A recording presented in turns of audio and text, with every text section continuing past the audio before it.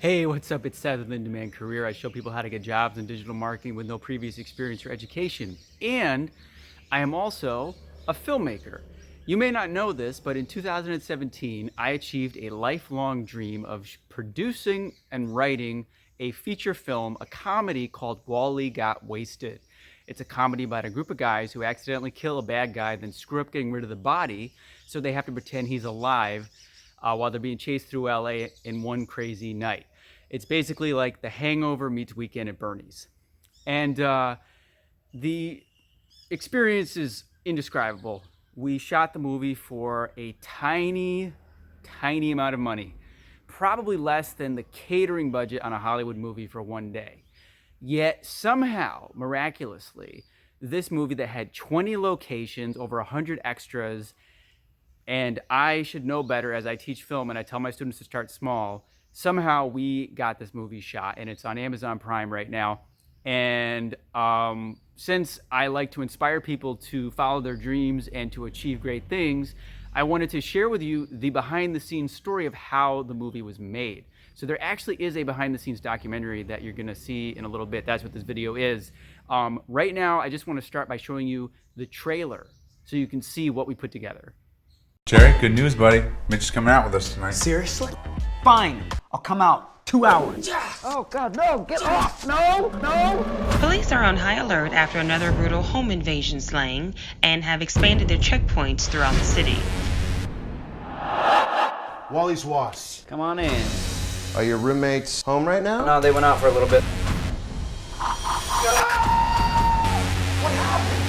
He's dead. We gotta kill him. We're gonna get rid of this body, and we're never gonna talk about this again. But we have to play it cool. Okay, so here's the plan. Mitch and I, we get the body, we bring it to the alley the moment you give us the thumbs up that everything is clear. Capiche? What is capiche, man? Do you understand? No, that's why I'm asking. See, I told you we'd have fun tonight. Thank you, Charlie. Thanks a lot, man. This really worked out great. This is great. Give me the last go. Where's Wally? What? And that trailer, I know a lot of people say to us, wow, you shot that on a low budget? Yeah, it's crazy. You know, at the time when I shot it, I mean, I was in credit card debt. I had, you know, it was really insane how we put this all together. So I wanted to share the story with you guys. Hopefully it will inspire you. And, you know, I know most of you aren't filmmakers, but we're all people that want to achieve things and follow our dreams. And I love changing people's lives and, you know, teaching them in-demand skills. And this behind the scenes video, I hope you find it very interesting, entertaining, and inspiring. Here it is. I'm the psychotic. He's even more psychotic. It was a few hours of just like incredible uncomfortableness and like, yeah, nastiness. We're driving around on these residential back streets in the middle of the night. Clearly, this is not a great idea, but it'll make a great movie. I think we both just took it so extreme to a 10 that I can't even give you details about it. It was a good day. Let's just put it that way. Like you didn't need to act a lot.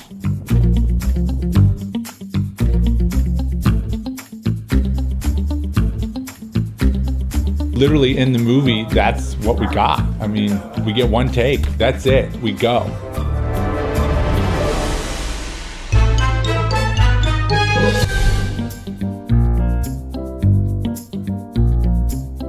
Wally Got Wasted was the most fun I've ever had writing anything. I wrote it with Adam, and here's the process. Adam is the structure guy, and I am the writer.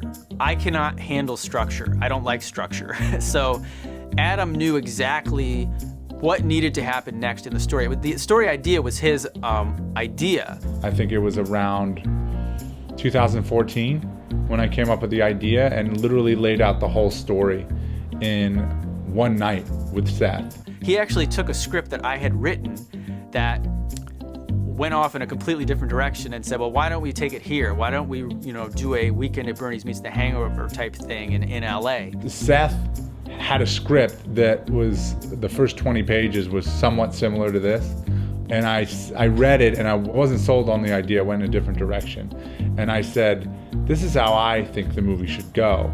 And then he would come up with, we need this scene, we need that scene, and then this happens, and this happens, and then I would write the scene. And as a writer, I found that incredibly liberating because I didn't have to worry about the whole thing. I would just focus on one scene, and then I could write really easily. It was very lighthearted, very fun. And mostly it was cutting the fat. It was trying to get the story to move, constantly move, so the audience doesn't get bored. And there was a scene he wrote, the drive-through. The drive-through literally was the first draft. The drive-through stayed the first draft of the drive-through. And on the page, that scene was amazing. And I knew the rest of the movie needed to be as good as that scene. And we were a really great team like that. So it was an incredibly enjoyable process, but it was also very, rewarding to have people respond positively to the script. And, it was a true partnership.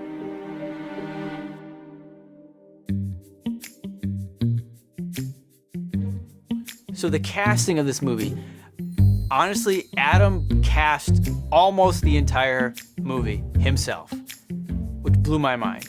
We were working with a casting director, and just nothing was really panning out. I'm very proud of the cast we have. I think we nailed all the parts really well. I think the dynamic between the characters is perfect. But I worked really hard on casting. I mean, I had a big dry erase board with all the names of the characters on it. There was about 43 people I had to cast, and I had them do video auditions. The funny thing is, we wanted Patrick from the beginning. And of course, we decided, well, let's try to get some name actors. Why not? You have to, this is Hollywood, this is how you play the game. Let's try to get some name actors. Well, obviously that didn't pan out. And then we said, well, let's go after some lesser known people who are very talented, and nobody was interested. It was too low budget of a project. We couldn't even really get the script read. And we ended up coming back to Patrick, who I wish we had saved ourselves the time, because he was better than any of these guys. Like, absolutely perfect for the role. We gotta drive upstate, deep into the woods, way out there. We can't leave the city. There are roadblocks everywhere looking for that killer. Shit. And how are we gonna move him? I mean, look, as soon as we move the knife out, we just... What the hell did you fuck did you do? What the fuck, man? Oh, my butt! It's so much. Put it back in! Okay, move your hand! Oh my God! What did you do? I was trying to put the knife back in! You mean re-stab No, him? not re-stab him! Put it back in like you told me to! You stabbed him in the ear! Oh, really? Oh, did I, Charlie? Did I stab him in the ear, Charlie? I didn't know. I didn't notice his ear on the floor now, Charlie! Patrick I saw do a play about 5 or 6 years ago, and I never forgot him. But it's funny because Patrick was the last person to send me an audition tape. He was the last person to audition. And so I auditioned all these people, and nobody could get it. And then at the end, a few people, I was like, he might work. But I still hadn't got Patrick to audition, and then he finally did audition, and he nailed it. And then there was no doubt that he was our guy.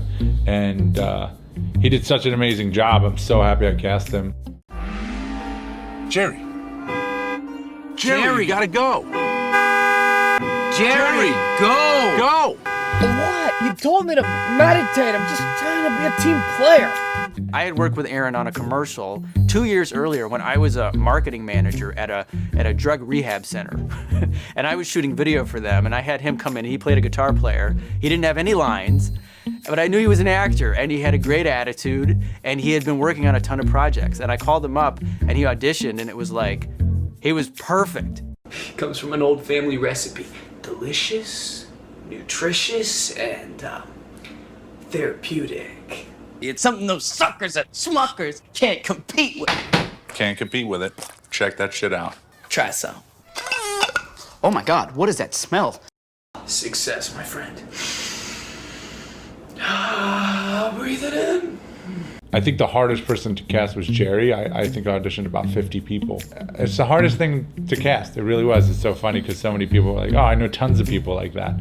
But to get somebody to act like that was way harder. He's not like that guy at all in real life. But when he acts that guy, he's the only guy that nailed it. And he did a phenomenal job. So, you still haven't told me what you're doing at my brother's house in the middle of the night. Yeah, I have not. It's kind of creepy. Is it creepy or, maybe like kind of charming? It's creepy. I think Alyssa was really hard to cast.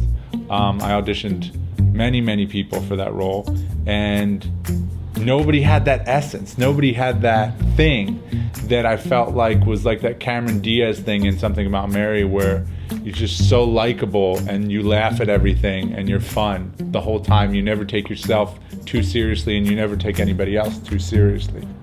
And I saw our audition tape and I said, that's my Lucy right there. I knew it. I want to put Mr. Tickles on your face. I'm sorry, what? Your head. Give me your head. Okay, you have no game. Do you know that? Oh, my game is my no game, and I'm very aware of that. Yes, thank you. Come on, sit. Ooh. Okay. Come on.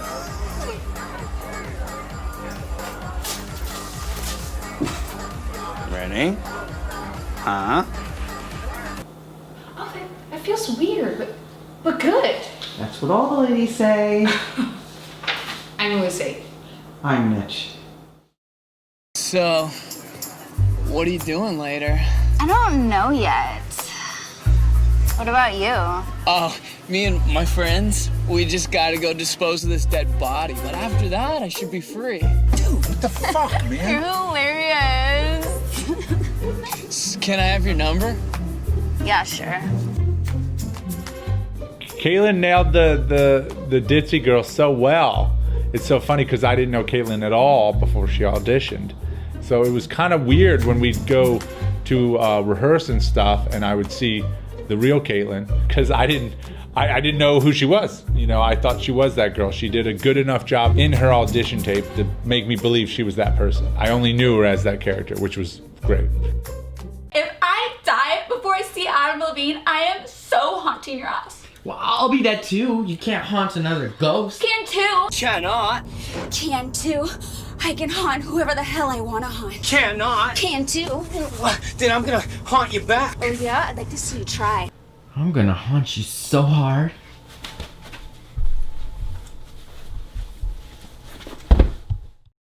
Look at this. We're so fucked, it's unbelievable.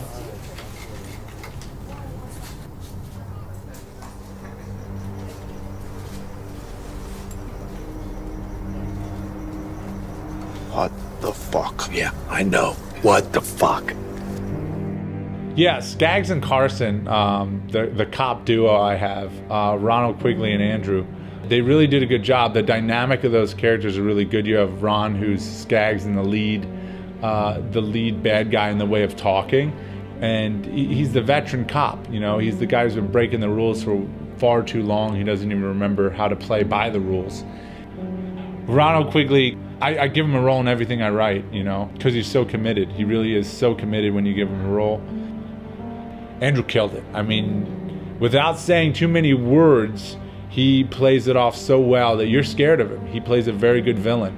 And that was extremely needed. I didn't want, a lot of films, they have their villains real cheesy, cheeseballed up. I don't understand that. If there's no real threat, then there's no suspense. And Andrew and Ron did an amazing job.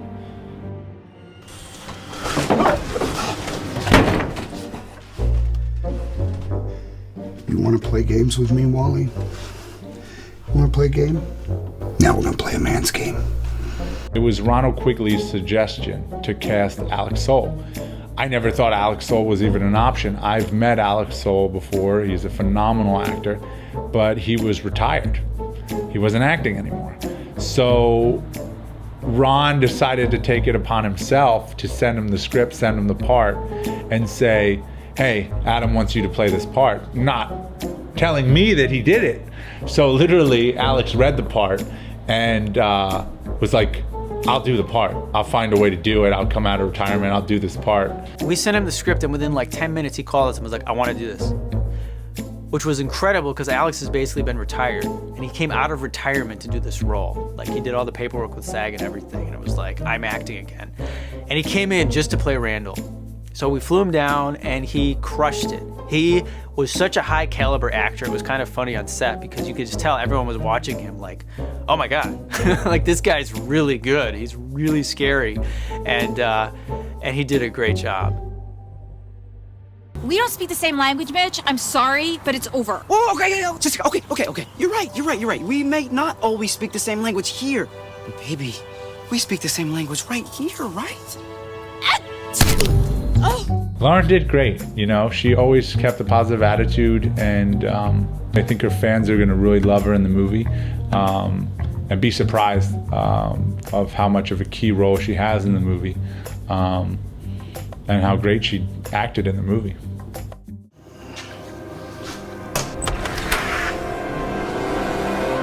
Hey. Hi, Wally's Watts. Come on in. Thank you so much. Now, are you Mitchell Cohen or Jerry Salzman? Mitch, yeah. Great. You're gonna have to talk to me while I'm in the kitchen. I'm making a brisket. Oh, great. James was incredible. He played Wally, and again, we were very lucky to get an actor of his caliber on the project. We snagged him. He was not only perfect for the role when he was alive, the character, but playing a dead guy is not easy. There's so much physical comedy, facial expressions, and obviously the perseverance to put up with all the stuff that was happening to him. The role of Wally, I mean, for one, he's the name of the movie, but he's in every single scene. And you need a really talented actor to make it comedic, because he had to have that grin the whole time, a physical comedy at the same time. The way that he moved, he had to look dead the whole time.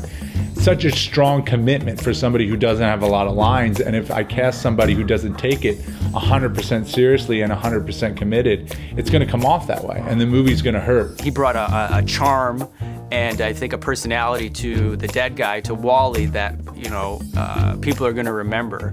That he's like a character, even though he's dead. He was so good.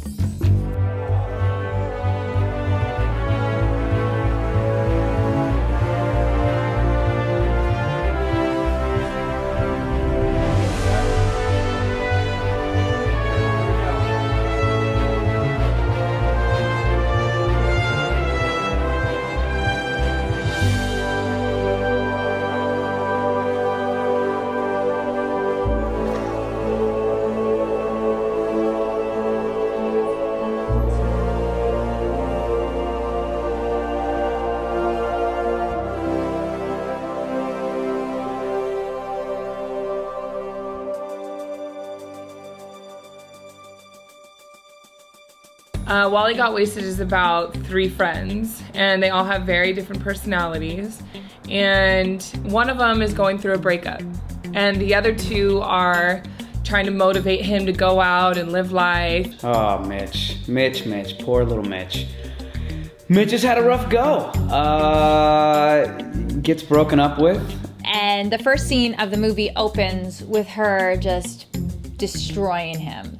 Seriously? We don't speak the same language, Mitch. I'm sorry, but it's over. He can't really seem to get out of his funk from getting his heart broken. But one day, they finally convince him it's time to go out. Jerry, good news, buddy. Mitch is coming out with us tonight. Seriously? Let's not get too excited, huh? Just a couple hours. Then the real shit hits the fan. Then the chaos, the avalanche of that is the movie. Yeah, it's my grandma's recipe.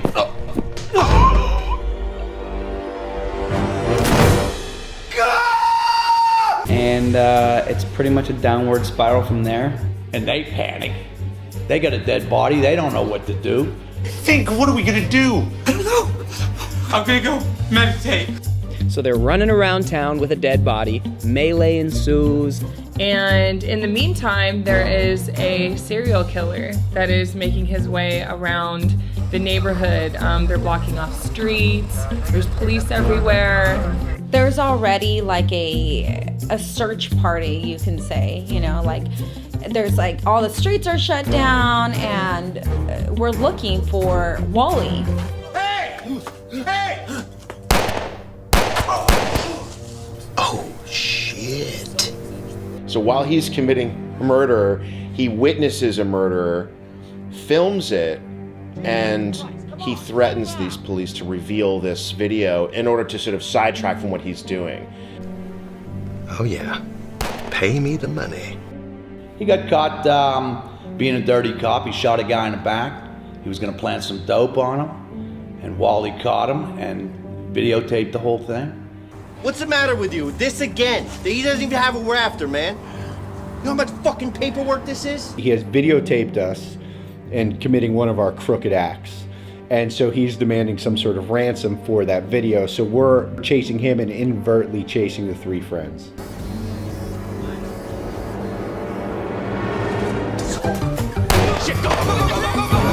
There's just chaos happening over and over and over again.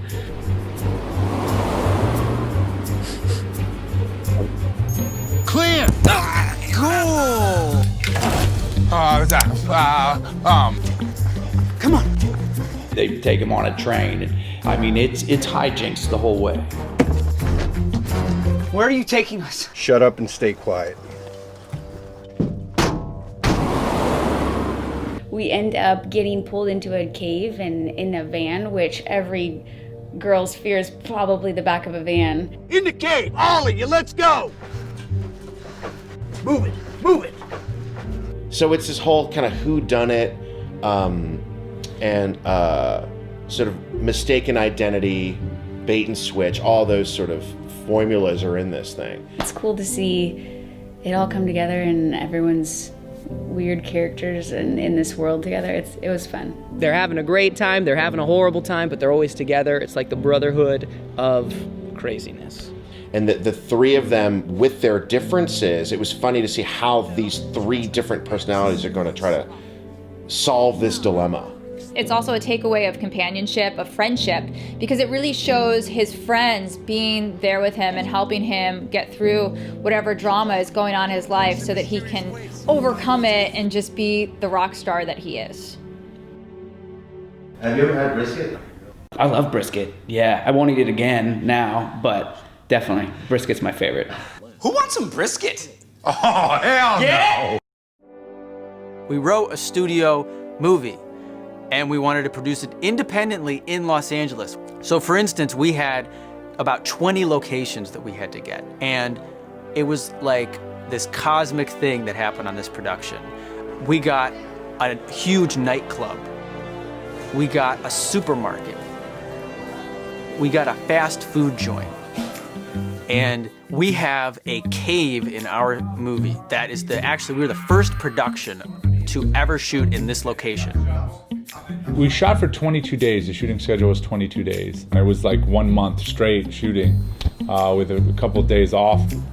The lack of sleep was the hardest. I think I slept about 2 hours a day on average for a month straight, 2 hours a day for a month straight. And yeah, it started showing up on camera.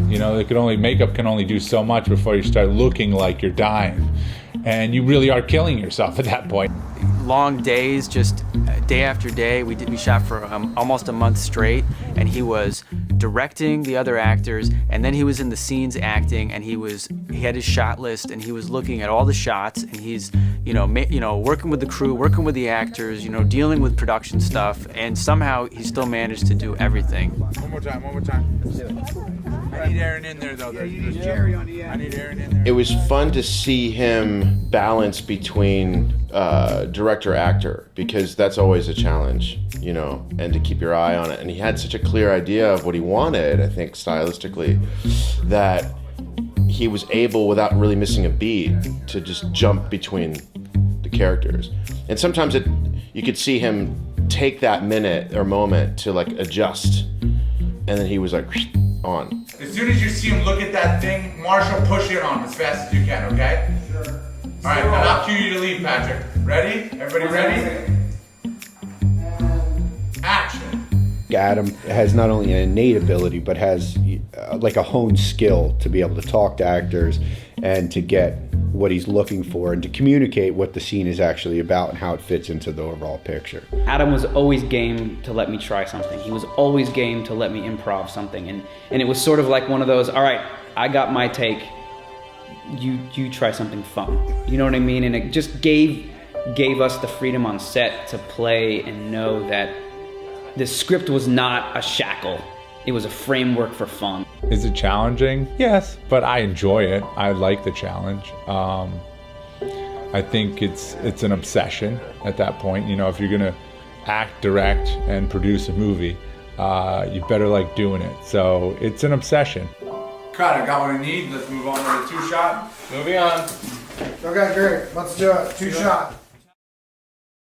There were so many challenging scenes in this movie and so many challenging locations. It was hard to know where to start. We wanted to start with something easy, but we just couldn't do it. So the blood scene was the second day of shooting, and it was a logistical nightmare because we really didn't have time to test the rig, and nobody really knew if it would work. Action. How are we gonna move this body? As soon as we pull the knife out, we just... And it just went, and then it just stopped. And then we were like, it's not really working. And then boom. What the hell did you fuck this thing down? What the fuck, man? Oh my blood! And then out of nowhere, it was like a rocket blast of blood on our face.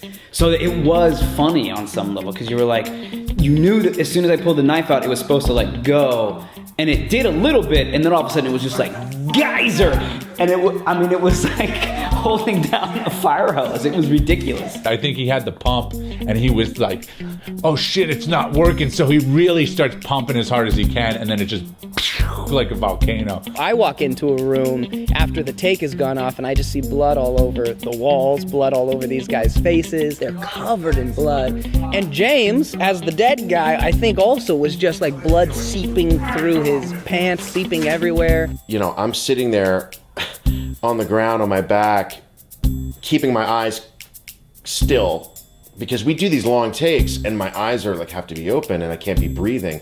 And these guys, the props are just pouring this blood all over me, and I'm just like, dude, it's like going down my back, down my pants, and I'm just sitting in this like gross, sticky red liquid for hours. And it was just like, yeah, there's no glamour in any of this, man. There's no, it's just the way it goes. And James, such a trooper that he is sitting there just drenched in blood. And Patrick, too, being Mitch, he was an extreme trooper, too, shooting blood in his face. And me and him just screaming at each other at the top of our lungs in the scene. One of the many like fuck my life moments on the production is the grip truck got a flat tire, and he pulls it into the cul-de-sac and basically stops it, and I see this enormous flat tire. I mean, this wheel, there's a picture of me kneeling in front of this wheel looking just like fuck my life, like what? I look so stressed out because this wheel's like this tall and it's flat, and I'm thinking, I don't know how to fix this, you know? I think like a mobile repair place, and they think they came and they fixed the tire. But one of the problems we were having, and we had this at one point, was you're shooting in a neighborhood, you don't want to make too much noise because you might piss off the neighbors and they might call the cops and they might come and shut you down. Well, we're trying to keep ourselves quiet. Well, this guy shows up to pick the tire, and it's like the loudest sound I've ever heard to inflate this tire.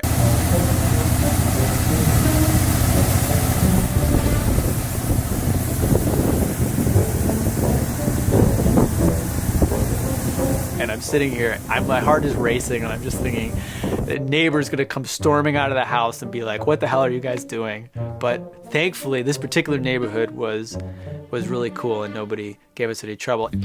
When you don't have a lot of money, you gotta get things done. And so we had a few days that were permitted, but a lot of the locations we were guerrillaing. A lot of days I spent convincing security guards and convincing cops to let us shoot there when we had no business being there. So whatever I have to do, if I have to convince you using sympathy, I will. If I have to convince you using any other tactic, I will. I mean, we have to shoot, so I have to convince you. However I'm gonna convince you to let us shoot here, I'm gonna do it. And the crew is literally deer in headlights, just looking at me going, should we do this? Should we not do this? And so I'm then have to go talk to the security guard or talk to the cop. And half the time, we had such a big crew and grip trucks and all these things that people just assumed we should be there.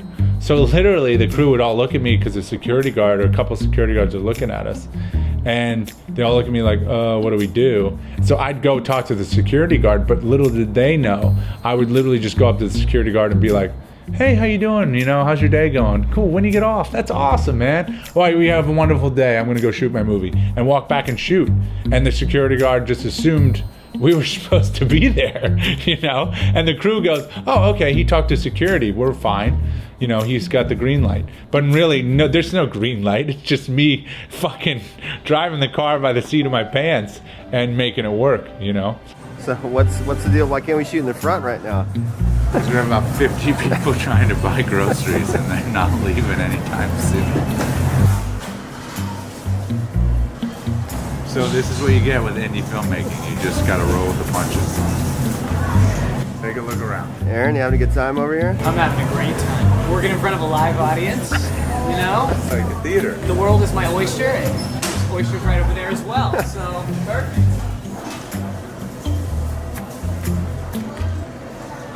Yeah, so I spend this entire movie with my eyes like halfway closed. So driving normally with my eyes halfway closed is a challenge. Now you rig up a camera right in front of where I am, of where I would be looking out of the windshield. You rig up these lights that are shining at me. We're driving around on these residential back streets in the middle of the night. Clearly this is not a great idea, but it'll make a great movie.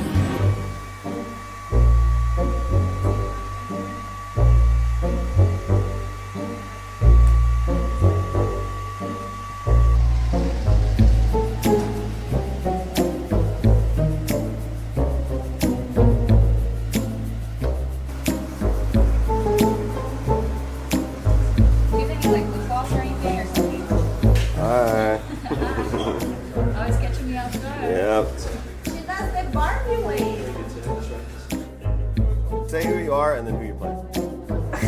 Thomas Smith. Go. I'm Simi and I'm playing Coco.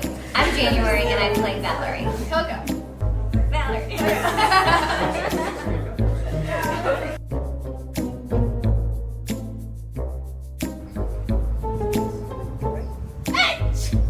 Oh no, no. Oh my god. Wally, ready to rock? Never not.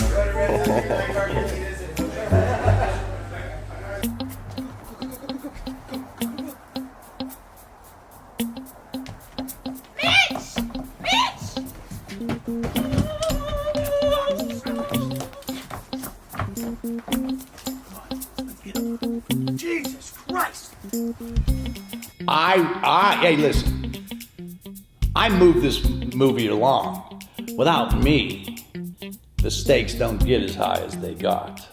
Ronad Quigley is just his own character in life, period. So he's an enigma. He's his own area code. Like, he comes on the set, he's got an opinion about everything. But here's the fun thing about Ron, he's actually one of the sweetest people I know. And he just wants to do good work. How hard was it for me to get the part? I didn't have to audition, honest. Just a character, man, and takes his work very seriously, Ronald, and always wanted to get the shot right, and was just a trooper, you know, because these are late nights. Okay. Ask me about Patrick. Okay, repeat the question. Repeat the question, please. Well, and please. What was he like? No, yes. Repeat the question, and please cut that part out of me asking you to repeat the question. No, I'm saying when he has to use. He should be working a lot more, to be honest with you. And hopefully this movie is a showcase for him. Because I know the guy doesn't like to audition a lot. So hopefully Ron gets some work from this. Because he definitely kicks some ass.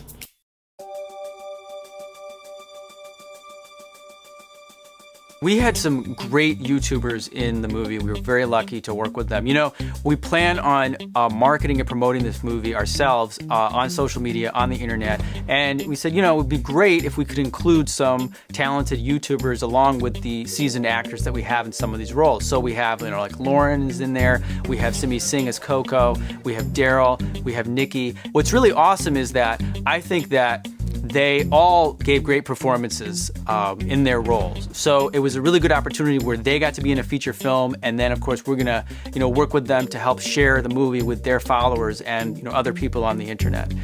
We worked together a lot before the film. We had I think 3 rehearsals before we went to film, and I actually met with Patrick too, and it was really awesome. It was definitely cool to play it out, and he blocked all the scenes before, so I was really appreciative to have that before shooting, because a lot of times if you're doing an indie movie, everything is run and gun and there's no time.